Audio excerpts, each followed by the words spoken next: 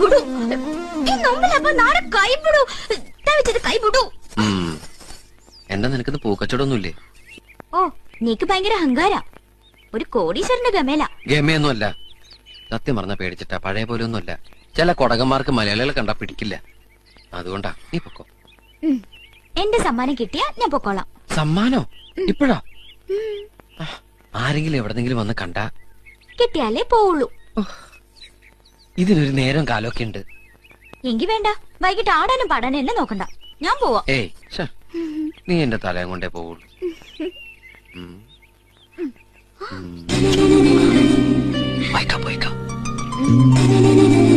ഇനി നിനക്ക് എന്താ വേണ്ടേ? നാളെ ബലത്തേക്ക് അവനെ കടി. ഇപ്പഴാ?